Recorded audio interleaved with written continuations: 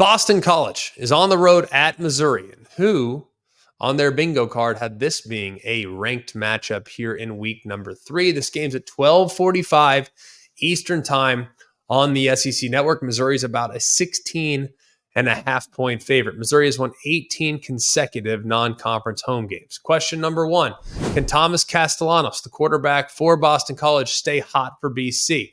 9 for 10, 234, 4 touchdown passes, all in the first half. That's tied for the most first half touchdown passes by a BC quarterback in the last 20 years.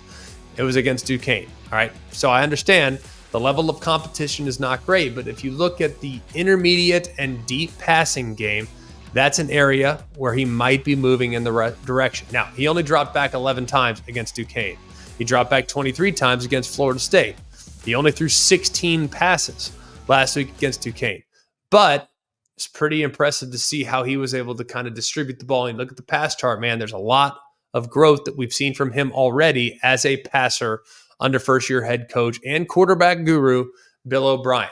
Now, he also is just one of, I think, a 3-headed monster in the backfield that can create a lot of yards on the ground. Now, Kyle Robichaux is going to be able to grind out, 3 to 5 yards a carry. And as soon as those safeties start to get lulled into thinking there's another run, boom, here comes play action. Here comes deep shot. Their passing game's 26th right now in the football, but they are 5th in explosiveness. Question number 2, can Missouri's defense stay hot?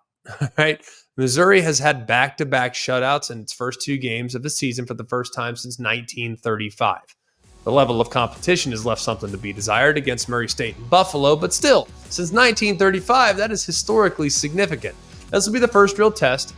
And this is a defense that has been talked about all offseason where maybe they lack in star power. They have made up for it in depth. This is a, quote, waves of dudes strategy. That's what people are describing it as in trying to defend people. So is there drop off from the 1s to the 2s?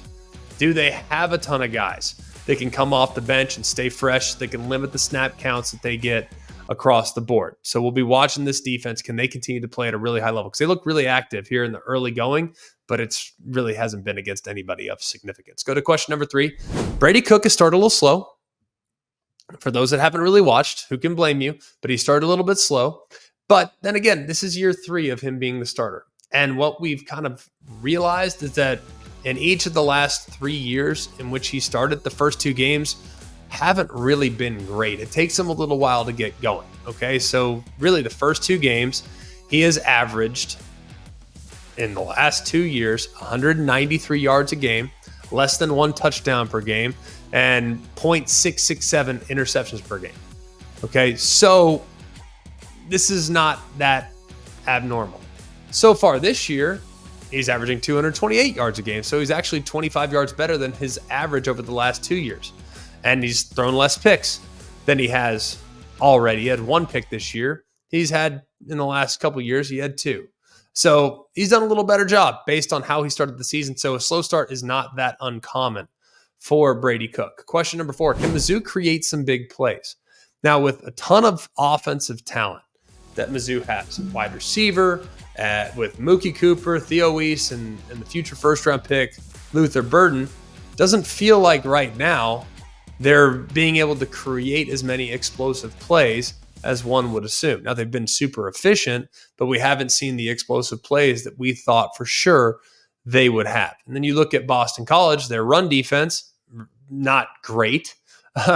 So their per carry numbers look pretty good, but they've given up some explosiveness on the ground. Now, Missouri, like I said, we haven't seen a lot of Nate Noel and Marcus Carroll deliver on those big chunk yardage plays that we saw last year from this offense, but it might be coming, especially against a Boston College group that has given up a couple big plays on the ground this year. A couple trends in the game. Boston College is 4-1 against the spread in their last 5 as a road underdog.